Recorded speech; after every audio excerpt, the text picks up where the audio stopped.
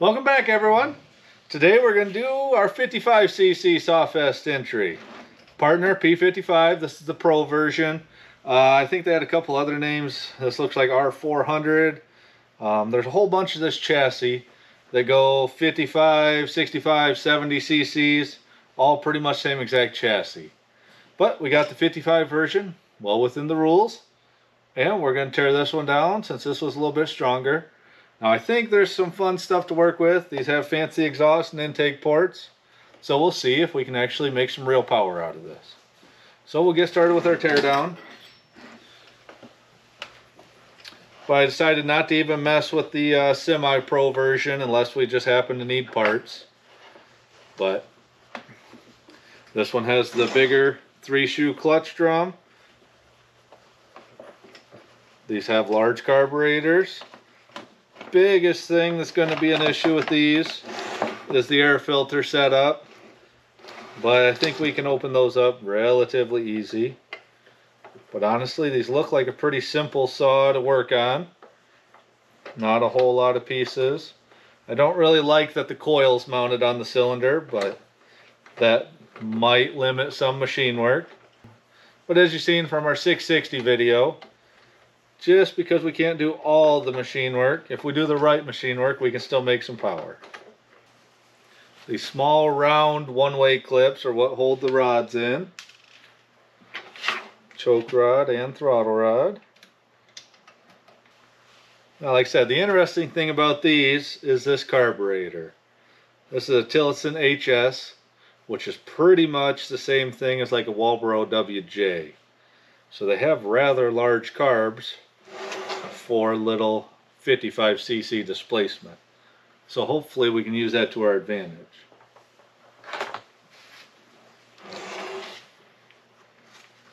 This divider just sits in there. Let's knock this clutch off real quick. Let me grab that. It's got a hex on it. Before we pull the plug, we'll pull the clutch off. Alright, we got our clutch spun off here. That's a whole lot of clutch for 55cc. Hopefully it doesn't slow our spool up too much. I was wondering what this little switch was for. That looks like it's actually an extra kill switch. This one must have went out. So that's what that is.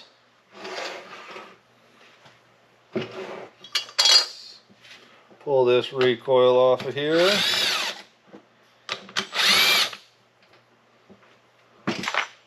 Looks like there was only one bolt holding that on anyway. Same thing, rather large flywheel.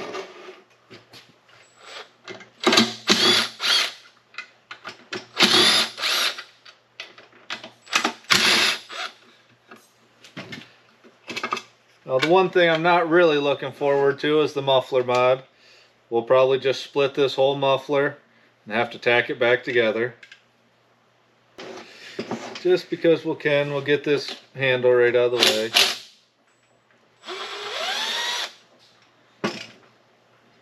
Don't think we have to move it, but we will just because.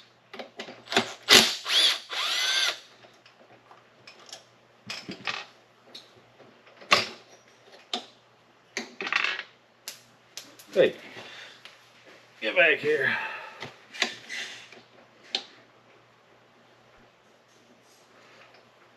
Set that back in so it's not going wild.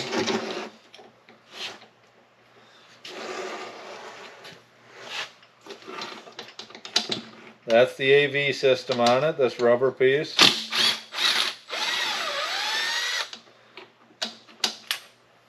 Just like that, that's not too bad. There's the anti-vibe between this and this piece back here. Kind of neat little saws. Anybody else ever ran one? I've never put these in wood, so. But looking at the power, we're not crazy far off from some of the lesser 50cc models. Okay. Couple of machine screws here on the coil. But this does have a dual mount. It's got a bracket that holds the coil, then the coil itself. So we might be in luck trying to lower this cylinder. I'm not even sure where these ports are. So we'll see where these are once I get this coil off. Alright, let's get our timing wheel.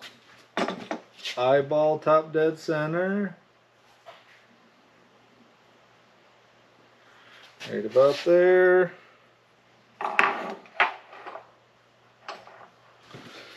Alrighty, nice. This has a bridged intake. I'll show you once I get it off, but we'll time it.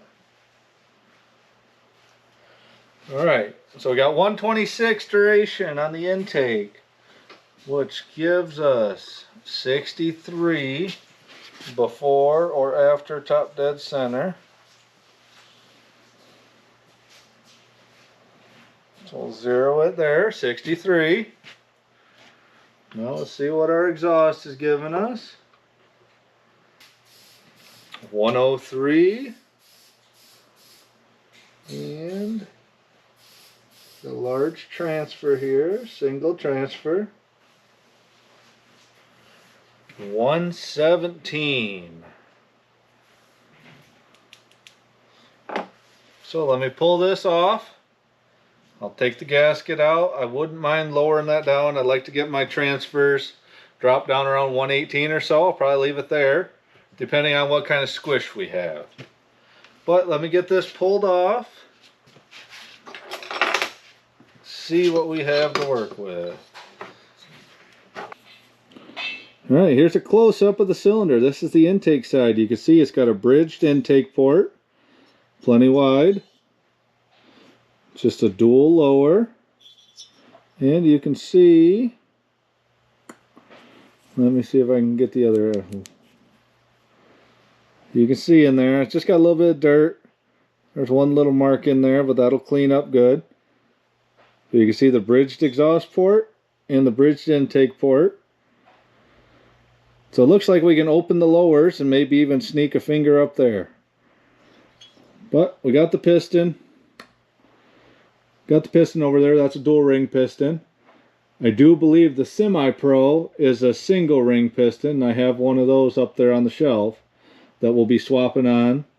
So we can go single ring. And we'll do a little bit of machine work on this. The numbers aren't very bad where they are. Has a small combustion chamber and a slight dome piston.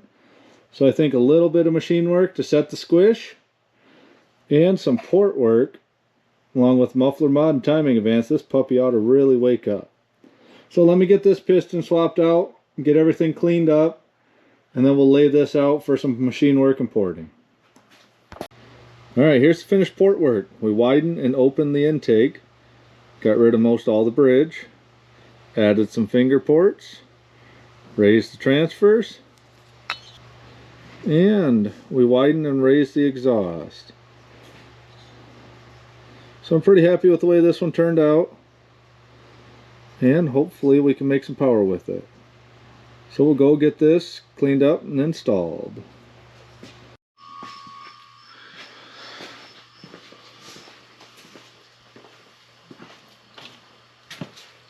So we got the porting all done. Everything's cleaned up, sealant's put on. Got a brand new ring in here. This is 44 millimeter by 36 millimeter stroke, right at that 55 cc's. So we'll get this put on and see if we can make some engine noises. So even with a super conservative stock timing, especially on the intake, we got all of our grinding done. Get that put on there. Get all of our bolts started, then we'll seat this sealant in. Just a little bit of back and forth. The nice thing about this sealant is it never really dries, not going to set up on you. So even if you have to lift it for something, which you shouldn't do, you shouldn't ever stick it and then lift your cylinder. Same thing when you have intake blocks like these and you're using your gasket, make sure you gasket match your port. Don't want the gasket in there disrupting all of our flow.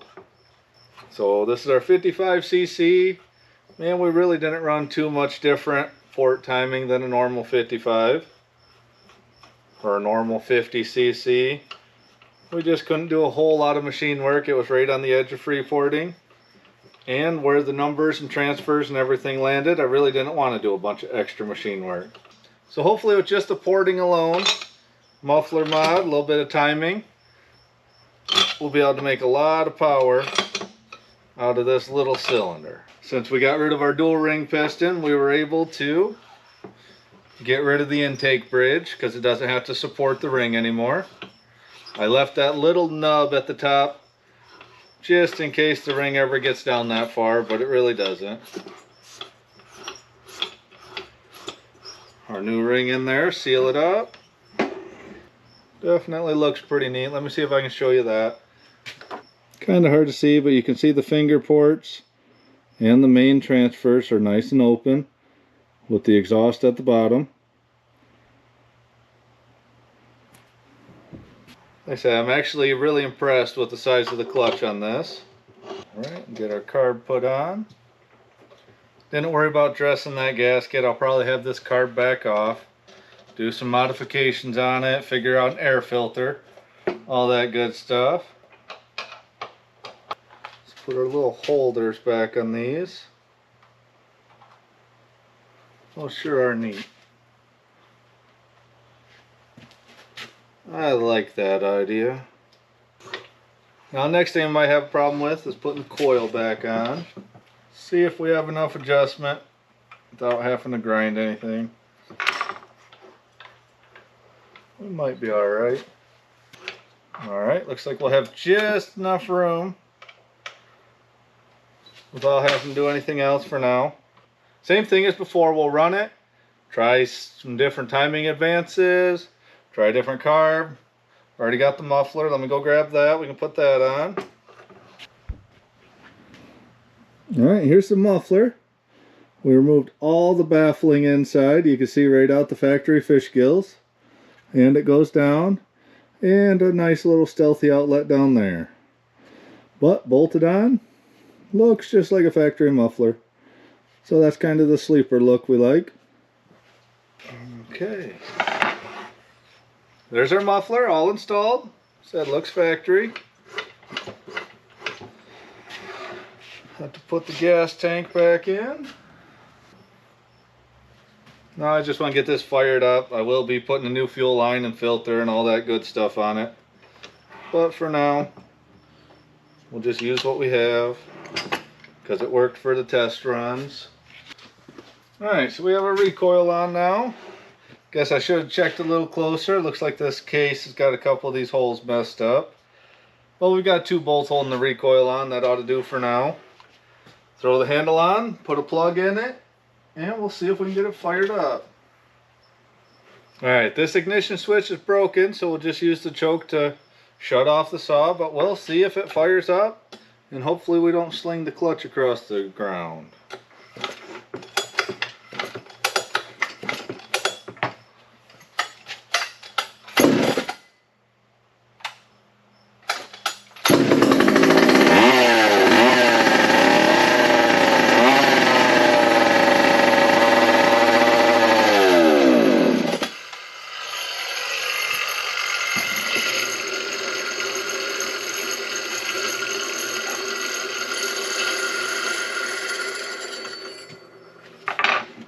Definitely runs.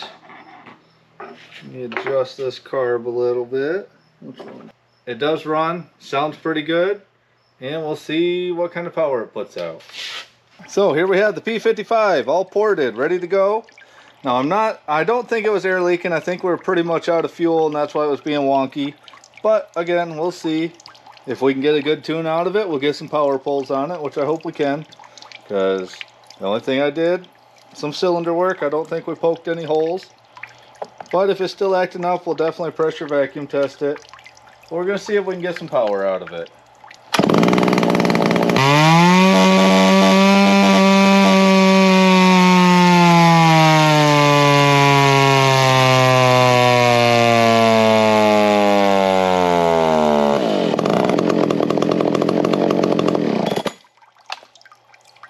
Alright, the smoke settle from those pulls. Running out of time for today, but we'll have a chance to look at the graphs. And I think we'll end up swapping the carb out to a different, maybe larger carb, and trying to run some type of foam or other air filter versus the factory. Maybe we'll cut out the factory mesh and glue some foam on it, something like that. But we definitely need to address the air filter situation, carburetor situation, and once you see the graph, I definitely think it's begging for some timing advance. I'm super stoked with the way it turned out. That was my first bridge cylinder porting, and I'm actually kind of digging these chassis. So we'll have a whole nother video furthering modifications, trying to get some more power out of it, but we'll look at the graphs and let me know what you guys think about these older saws. I think that kind of power, that kind of RPM, it can definitely get some wood moving. But we'll look at them, let me know what you think. So here's what we managed to get out of the P55. We started with 3.77 horse, 2.77 foot-pounds. The little lines, red lines right down here. And after port work modifications, and there's no air filter on it, we got 6.12 horse, 3.46 foot-pounds. And it's making it fairly high. But as you can tell from all the smoke from those runs, it's either got a governor or it's burning something out. I'm thinking if we give it a little bit more ignition timing, it'll help it reach out up in the RPM range a little bit more. But it's making good torque, holding it nice and flat, holding the RPM up where we need, and it's making an awful lot of power already. So if we can put a larger carb on it, better air filter, that's not going to restrict it, get that ignition timing all dialed in, I think we can have a real ripper on our hands. But according to these power numbers already, it should be pretty respectable just as it is. But that's bone stock ignition. There's no kicking or bucking or anything. And normally they run fairly conservative on these older ones. So I think it'll really like an ignition advance. But that'll be for next time. But let me know what everybody thinks about this P55 build. Alright, thanks a lot everyone.